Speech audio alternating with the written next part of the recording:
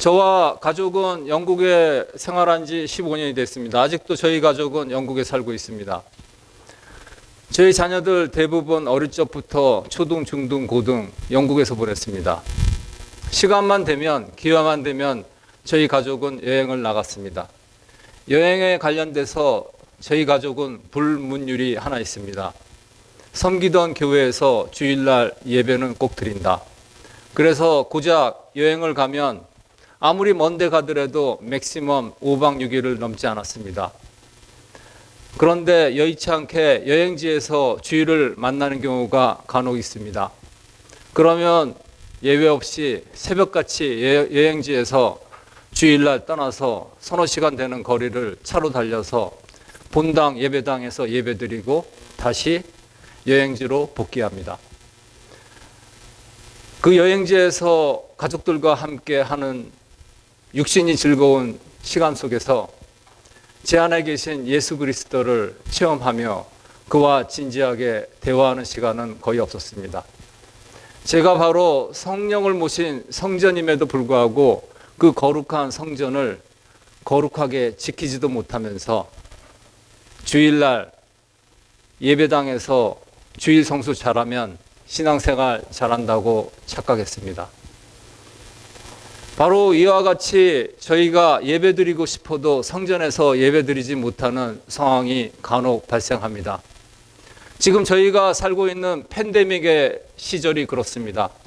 아직도 저희들의 예배는 많이 위축되어 있습니다. 이럴 때 대안이 되는 예배를 할 수 없이 드립니다. 예를 들어서 인터넷으로 예배를 드립니다. 과연 이렇게 온라인으로 드리는 예배는 성전에서 드리는 예배보다 못한 것입니까? 반대로 거룩하고 경건한 분위기에서 아주 시설이 잘 갖춰진 예배당에서 드리는 예배는 아무렇게나 드려도 참된 예배라고 보증할 수 있습니까? 과연 참된 예배는 무엇인지 오늘 본문은 저희에게 명확하게 제시하고 있습니다. 그 예배는 어떠한 예배인가요? 어떻게 드려져야 하나요? 바울과 실라, 이들은 정말 예배드릴 수 없는 참혹한 환경에서 하나님을 경배했습니다.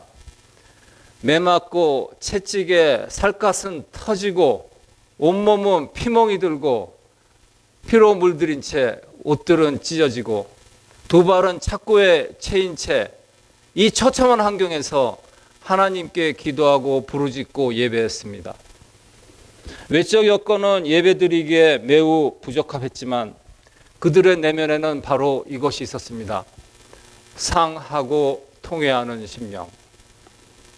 오늘 본문을 통해서 정말 하나님께서 찾으시는 진정한 예배자의 모습이 무엇인지 여러분과 함께 나누고자 합니다. 사마리아의 수가라는 마을, 사마리아 역사에서 첫째 수도는 세겜성입니다. 이 세겜성에서 얼마 되지 않는 곳에 수가라는 작은 마을이 있는데 사마리아는 역사적으로 동쪽에 있는 암몬 족속으로부터 끊임없는 침략을 당했습니다.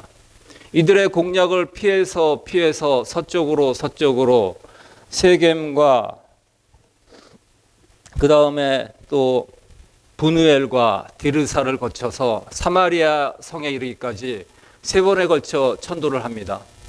또한 다른 이방 족속들의 공격을 끊임없이 당하다가 결국 아수르에게 멸망을 당합니다. 아수르의 민족 동화 정책에 의해서 사마리아 지역은 혼혈 세대가 대거로 나오게 됩니다. 그리고 북이스라엘의 건국왕이었던 여로보암의 죄, 여러분들도 알다시피 이방신을 섬기고 산당을 여기저기 짓고 제사장을 남발해서 함부로 세우고 이 죄가 역대왕 대대로 이어져 내려옵니다. 따라서 이렇게 영적으로 타락하고 혈통적으로 섞였던, 그래서 더럽기 짝이 없는 족속이라고 남쪽 유대 사람들은 무시하고 사람 취급 안 하고 도저히 동족이라고 얘기하기에는 창피한 사람들, 이러한 배경이 있습니다. 이러한 역사적 배경을 가지고 있는 수가라는 마을에 뜨겁게 정오의 햇살이 내리쬐는 너무나 뜨거워서 한 사람도 찾지 않은 우물가에 한 여인이 물을 길러 나옵니다. 그녀의 결혼 이력을 보면 참으로 범상치 않습니다. 5번이나 결혼했다고 합니다. 저희들 현대를 사는 사람들이 생각하기에는 이 여자 참 도덕적으로 문제가 있는 여자라고 생각할 수 있지만 성경 어떤 구절에도 이를 뒷받침하는 구절은 찾아볼 수 없습니다. 그들의 당시 사회상을 보면 남녀 간의 차별이 극심했다. 여자 자기 살던 남편 싫다고 자기 싫어 그만 살아 이렇게 얘기할 수 있는 환경이 안 됩니다. 여자의 정욕 때문에 남자를 5번이나 갈아쳤다? 그 당시 사회상과 잘 맞지 않는 해석입니다. 크레이그 키너라는 신학자와 같은 분들은 또 다른 이유가 있을 거라고 얘기합니다. 불임이 그 중에 하나의 이유라고 제시합니다. 하지만 불임이 한두 번의 이혼의 사유는 될 수 있을지언정 5번이나 되는 이혼의 사유라 얘기하기에는 그렇게 충분한 이유가 될 수 없다고 봅니다. 또 다른 이유가 있을지 모릅니다. 하버드대 히브리어 언어학자인 쉐이 코헨과 같은 신학자들은 예수님께서 이 땅에 오시기 바로 직전 헤롯이 주도한 대규모의 공사, 거기에 많은 사람들을 징집했던 역사적인 사실에 주목하고 있습니다. 가정마다 가장들을 징집으로 빼앗겼기 때문에 각 가정들은 경제적으로 피폐했고 따라서 이스라엘과 로마 간의 정치적 긴장을 야기시켰습니다. 그럼으로써 여기저기 밀란이 일어났고 저희가 읽은 사복음서에서도 로마 정치 지도자들이 가장 무서워했던 것 밀란 아니겠습니까? 이와 같이 밀란 때문에 아니면 징집으로 인해서 그녀의 전 남편들이 행방불명되거나 사망했을 것이다 라고 추측하는 것도 어느 정도 타당성이 있다고 봅니다. 그녀를 이해하는 데 있어서 또 하나 중요한 사실이 있습니다. 당시 이스라엘 사람들이 과부라는 단어에서 느끼는 정서적인 공감대입니다. 구약에서 소개된 과부, 히브리어로는 알마나라고 합니다. 이 알마나들이 얼마나 기구한 삶을 살았는지 당시 알만한 사람들은 다 압니다. 치욕과 빈곤에 처한 자들입니다. 라오미와 룻을 보면 알 수 있습니다. 열왕기상 17장에 소개된 사르밧 과부를 보면 알 수 있습니다. 이들의 애절한 정서는 신약에서도 내려오고 있습니다. 누가복음 7장에서 소개된 나인성 과부, 누가복음 18장에서 소개된 불의한 재판관에게 끊임없이 하소연하는 과부의 이야기를 보면 얼마나 이들 알마나들의 삶이 기구했는지 일된 정서를 알 수 있습니다. 따라서 이사야서 54장 4절에서 과부의 때, 치욕의 때라고 합니다. 신명기서 10장 18절에 의하면 하나님은 이 과부들을 불쌍히 여기시사 그들을 위하여 신원하신다고 하셨습니다. 요한은 본문을 통해서 그녀가 결혼을 5번 했고 지금 살고 있는 남자는 남일 뿐인데 간략하게 소개하고 있습니다. 아마도 저자 요한은 이 정도 정보면 그 당시 독자들은 이 여자의 삶이 얼마나 불쌍한지를 알기에 충분하다고 생각해서 더 이상 정보를 제공하지 않았는지 모르겠습니다. 알마나, 과부, 그 당시 이스라엘에서는 가장 사회에서 낮은 계층이요 취약한 계층입니다. 왜냐하면 이들에게는 생계수단이 없습니다. 상속권이 없습니다. 같이 살던 남편이 죽으면 살아갈 길이 막막합니다. 그래서 남편의 남동생이 형수를 취하여 형사 취수라는 제도가 있지 않겠습니까? 그런데 현실적으로 이마저도 가능하지 않다면 이 과부는 어떻게 됩니까? 정 하나 섞지 않는 정말 낯선 남자를 의지해서 살 수밖에 없을 것입니다. 바로 이 여자의 지금 형편이 이런 겁니다. 할 수 없이 살아가는 상황, 죽지 못해 살아가는 상황. 아마 같이 사는 이 동고남은 이 여자를 폭행할지도 모릅니다. 폭언할지도 모릅니다. 인간 취급하지 않을지도 모릅니다. 그럼에도 불구하고 살아야 하길래 오늘 또 물통을 들고 물길러 지중해 열기가 가장 뜨거운 정오 한낮에 이곳 우물가로 찾아옵니다. 이렇게 애절하고 소외되고 고독한 여인의 무거운 삶의 무게가 느껴지지 않습니까?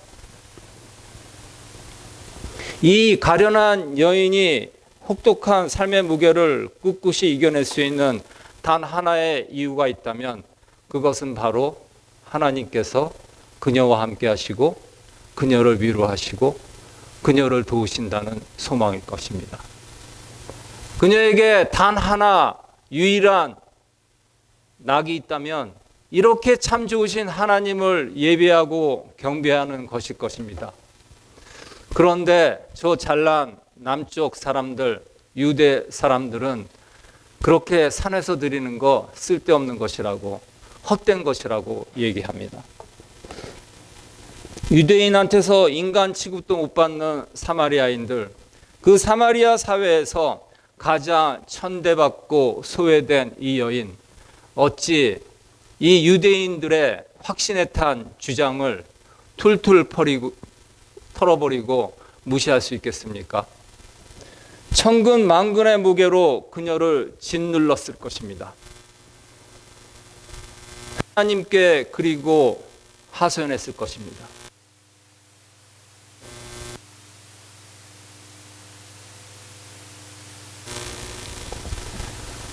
저에게 유일한 낙은 주님밖에 안 계신데 주님께 드리는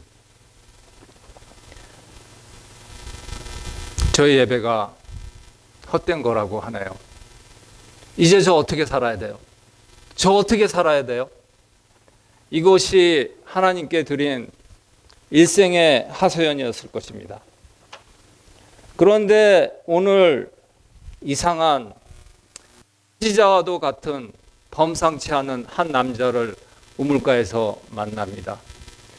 그 여자 안에 꽉 찬 의문을 뱉어냅니다. 우리 조상들은 이 산에서 예배하였는데 당신의 말은 예배할 곳이 예루살렘에 있다 하더이다. 예수님께서는 그녀의 질문에 참으로 놀랄 정도로 의외의 반응을 합니다. 참 예배는 더 이상 유대나 사마리아의 전통으로 드렸던 장소의 메인 예배가 아니라고 합니다.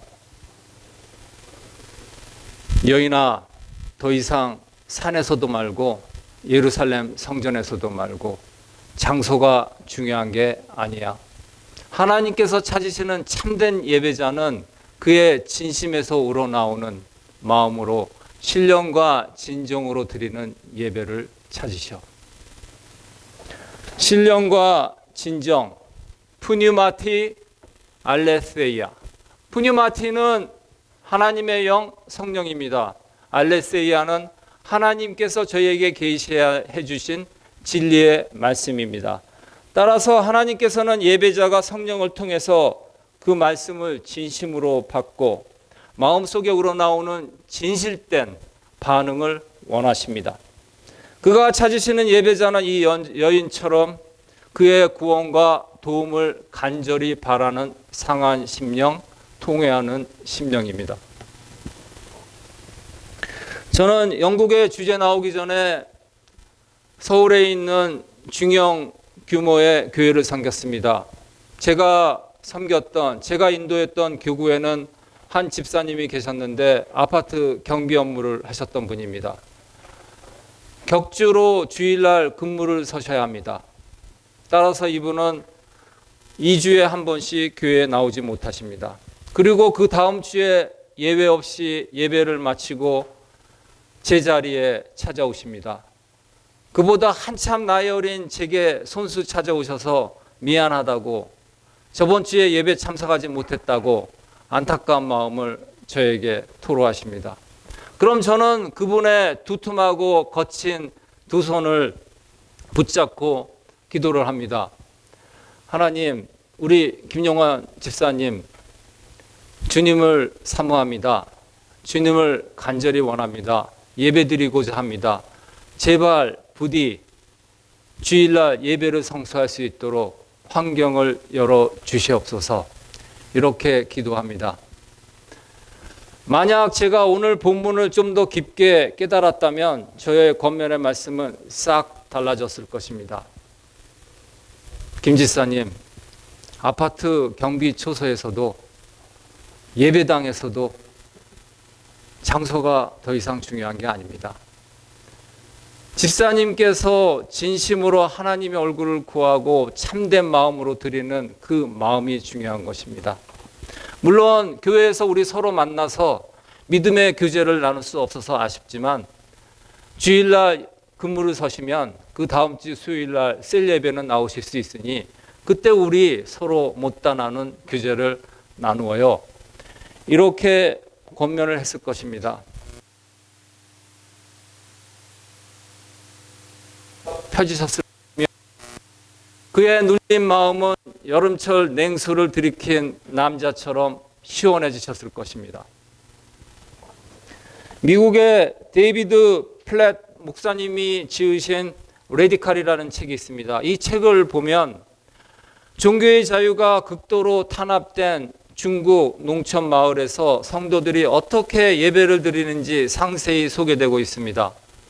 칠흑같이 어두운 밤, 무릎 위까지 자란 밀밭길을 낮은 자세 포복으로 수킬로 되는 거리를 기어서 그들이 몰래 약속한 장소에서 만나서 남에게 들킬세라 공안에게 신고될세라 숨 죽여가면서 목소리 죽여가면서 울부짖고 찬양하고 예배했습니다. 어떻게 이들은 목숨을 걸면서 무엇 때문에 예배하는 걸까요? 이들뿐 아니라 바울과 실라가 그랬습니다. 김용환 지사님이 그러십니다. 그리고 오늘 이 우물가 여인이 그랬습니다. 이들에게는 공통점이 있습니다.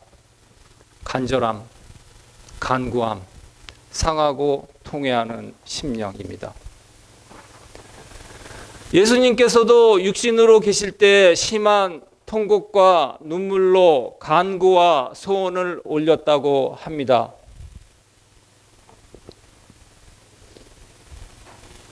이들의 가슴속 깊은 곳에서 뿜어져 나오는 탄식에 어찌 가식이 있을 수 있겠습니까? 어찌 형식에 얽매일 틈이 있을 수 있겠습니까?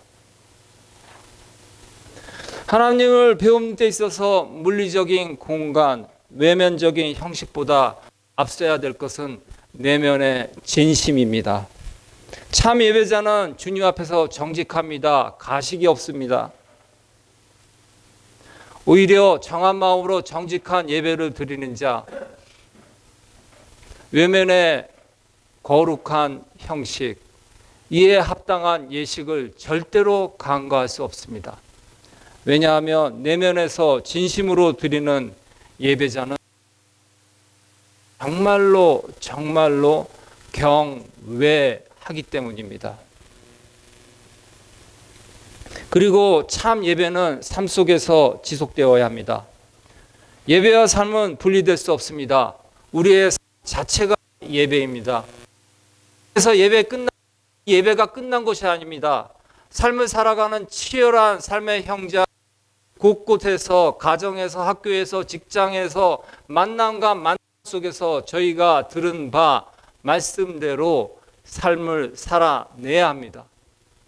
저희가 성전 안에서 믿음으로 선포했다면, 그리고 정직하게 고백했다면 그 고백대로, 그 선포대로 이행되어야 합니다. 이것이 바로 하나님께 진정으로 진심으로 드리는 예배자의 태도입니다. 저는 지금 현재 교회를 개척해야 된다는 영적 부담감이 있습니다. 아울러서 현실적으로 하나도 교회 개척에 대해서 준비된 게 없다는 이러한 상황이 저를 중압 속으로 더욱 몰아채고 있습니다. 이번 가을 학기 시작 전에 약 3주간 교회 후보지를 물색하느라 여기저기 돌아다녔습니다.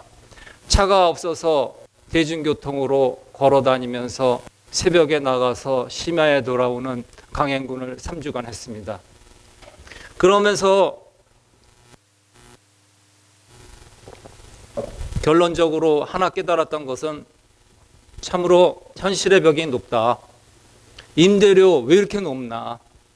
그런데 역으로 저에게 허락된 재정의 현실은 너무나 메말라 있는 이러한 대조적인 현실 앞에서 아찔한 좌절감마저도 느꼈습니다.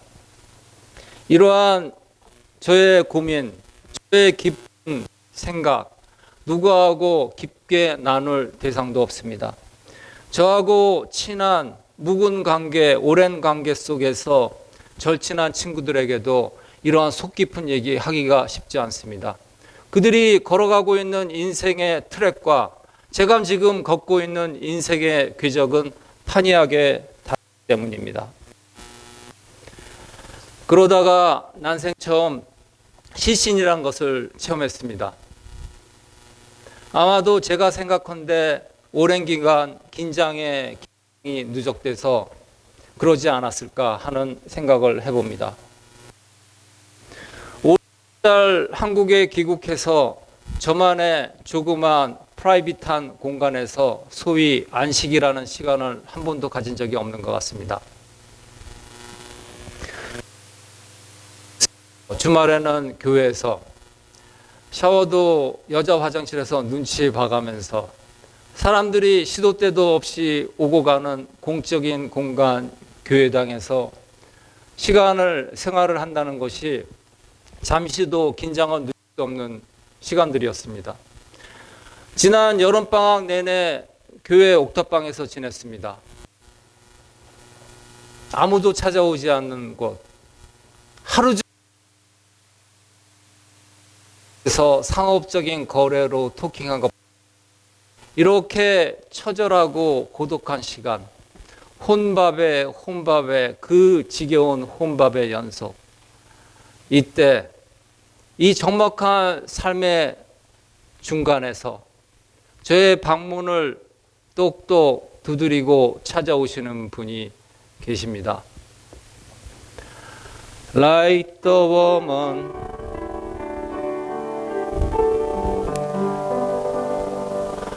like the woman at the well, I was seeking the thing that could not satisfy, and then heard my Savior speak,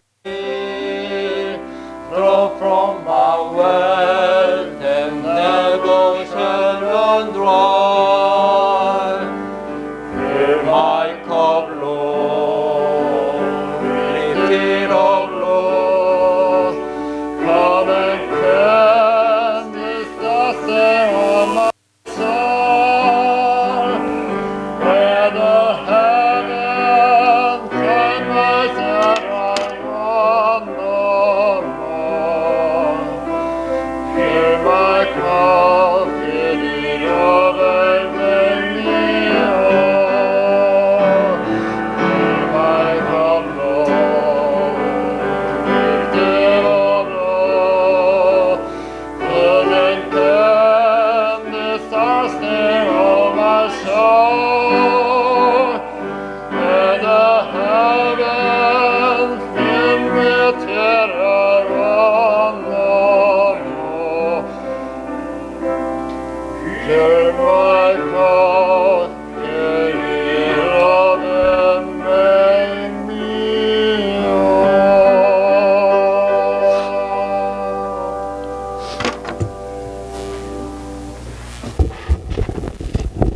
저에겐 꿈이 있습니다. 그분이 주신 꿈입니다.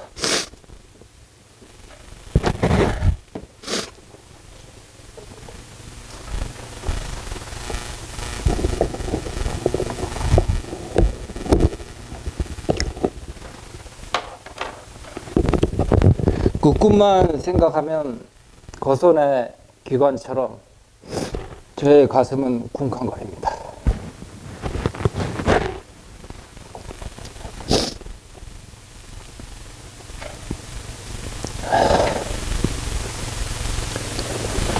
그 꿈만 생각하면 청춘의 끓는 피처럼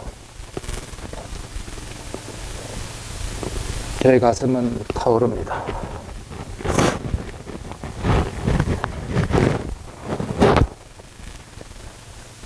누군가 저를 툭 하고 치면 그 새파란 꿈이 제 가슴에 꽉 찬 그 새파란 꿈이 톡 하고 터질 것만 같습니다.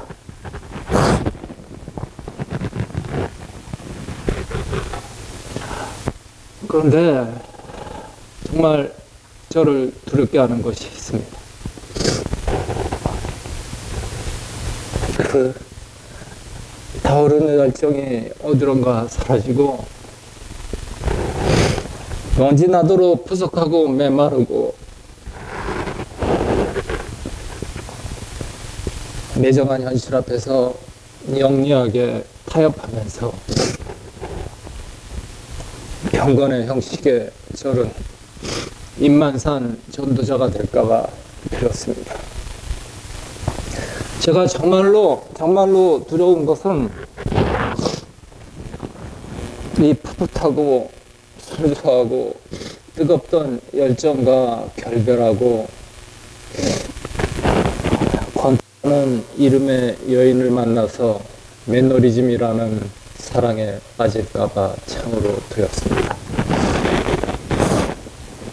성전에서 담대하게 물찬 제비처럼 말씀을 선포했지만 삶의 쓴물이 저의 쓰라진 상처를 뚫고 들어왔을 때 쓰리다고 아리다고 아프다고 그 말씀 제 삶의 가운데에서 제대로 작동하지 않을까 두렵습니다. 사랑하자고 그렇게 골칫범 외쳤건만 정작 하나님께서 제게 맡기신 성도들의 고민과 아픔과 상처에 대해서 무관심한 사람이 될까봐 두렵습니다. 그리하면 안 된다고 정답은 정말 정확하게 참 쉽게 제시하지 자신은 동일한 상황 앞에서 그리 살지 못할까봐 두렵습니다. 광차게 고백했던 믿음의 사랑과 인 바람에 어느샌가 휩쓸려서 날아가서 없어지고 삶에 진정이 없는 빈 고연만 남았을 때 우리 주님 얼마나 마음 치겠습니까?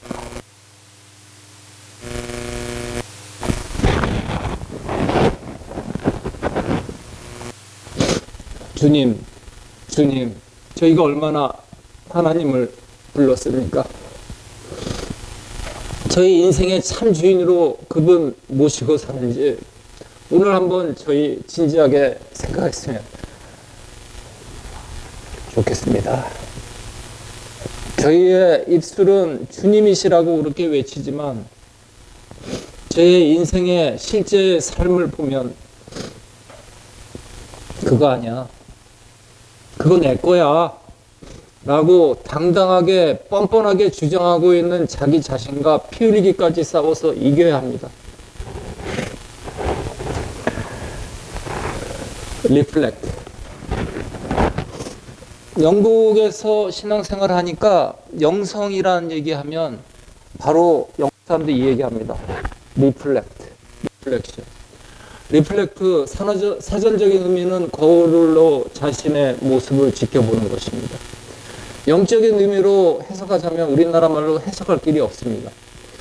그나마 해석한다면 하나님 자신의 영적인 생얼굴, 벌거벗은 영적인 모습 보고 스스로 자기 모습이 어떠한지 상고해 보자라고 해석할 수 있지 않을까 생각합니다. 여러분, 오늘 제가 제안합니다. 리플렉트 하시기를 제안합니다. Reflect what you have speaking, what you have spoken to him, Jesus. Reflect what you have said to your brothers and sisters. 여러분들 형제 자매에게 평소 사랑한다고 건넸던 그 사랑의 말씀 진정한가요? 여러분들 수도 없이 하나님께 고백했던 그 고백 하나님이 들으시기에 정직합니까? 오늘 이 시간 깊게 생각하는 시간이 됐으면 합니다.